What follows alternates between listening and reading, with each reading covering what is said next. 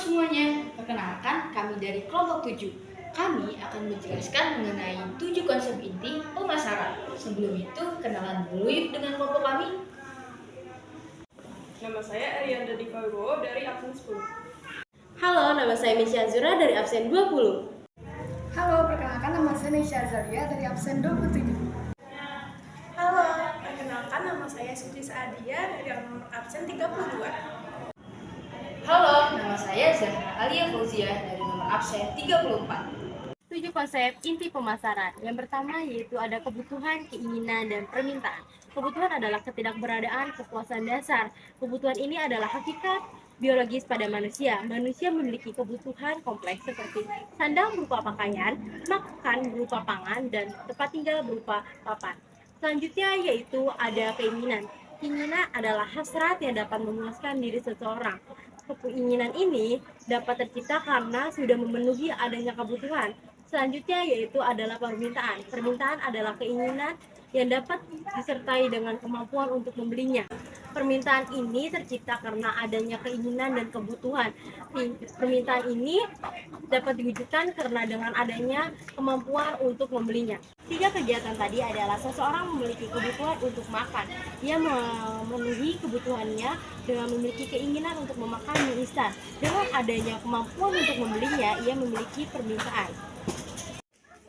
Setelah mengetahui kebutuhan dan keinginan dari konsumen, maka selanjutnya adalah tugas dari produsen untuk membuat dan menyiapkan produk yang memiliki kualitas serta kuantitas sesuai dengan permintaan dari konsumen. Nah, produk dapat dikategorikan menjadi 3 jenis, yaitu barang, jasa, dan gagasan. Pada contoh yang kelompok kita ambil, yaitu industri mie instan, dapat dikelompokkan pada kategori berupa barang, berupa produk pangan. Selanjutnya, untuk yang di bidang jasa, salah satu contohnya yaitu para kurir yang mendistribusikan produk mie instan dari produsen kepada para konsumen.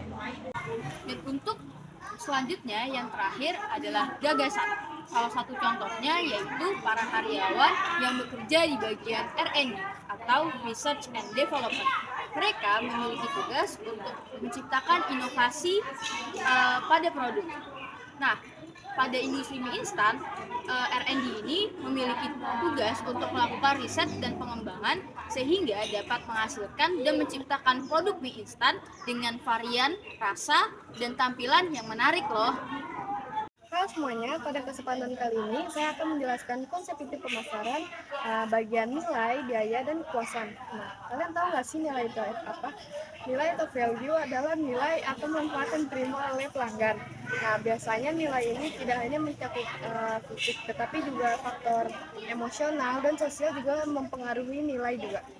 Nah, kalau biaya atau cost itu biaya yang dibayarkan oleh pelanggan. Nah, biaya itu tidak hanya mencakup faktor fisik produk, tetapi juga biaya upaya, waktu, dan juga sumber daya lain untuk mendapatkan produk. Apa sih itu kepuasan? Kepuasan atau satisfaction itu adalah kepuasan pelanggan dari sebuah produk atau layanan. Nah, biasanya kepuasan ini diukur dari seberapa sesuainya harapan pelanggan untuk sebuah produk. Contoh nyatanya itu ada industri mie instan. Nah, seperti namanya mie instan atau mie cepat saji itu dalam KBBI, kalau mie instan itu adalah makanan cepat dimasak atau tidak lama dimasak. Nah, itu menjadi salah satu nilai plus karena itu lebih efisien. Dan kalau untuk nilai plus lainnya itu seperti yang kita tahu semuanya, cita rasanya itu tidak diragukan lagi oleh masyarakat. Dan juga variasi rasanya juga sangat banyak. Untuk nilai minusnya itu ada kandungan penyumbang yang paling tinggi itu persen kandungan lemak, itu juga tidak baik untuk kesehatan dan tidak boleh dikonsumsi secara terus-menerus dalam jangka waktu yang pendek atau jangka waktu yang dekat. Kalau biaya yang dibayarkan untuk masyarakat itu terbilang seimbang karena dari harganya kalau kita buatkan itu Rp4.000. Rp4.000 itu bukan nominal yang terlalu besar dan itu cukup ekonomis untuk masyarakat. Nah, kalau kita kita cakupkan dari nilai plus dan minus tadi, itu lebih banyak nilai plusnya untuk mie instan tadi. Nah, kalau kepuasan itu sudah tidak diragukan lagi dari masyarakat kita yang menjadikan mie instan sampai sekarang itu makanan pilihan mereka atau makanan pengganti. Dan bahkan di negara Nigeria, mie instan dari asal negara kita itu pernah dijadikan makanan pokok mereka atau makanan utama mereka, karena dari cita rasanya tidak diragukan lagi. Dan jadinya meluasnya pelanggan sehingga mendapatkan pelanggan setia lebih banyak atau loyalitas, dan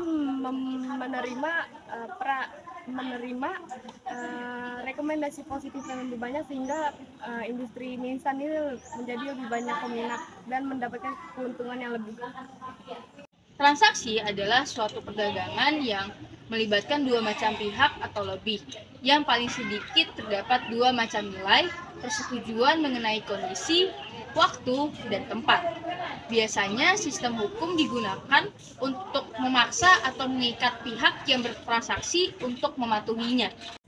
Dua pihak terlibat dalam suatu kesepakatan jika mereka berunding dan mengarah pada suatu kesepakatan yang saling menguntungkan. Saat kesepakatan telah dicapai, maka dapat dikatakan transaksi telah terjadi.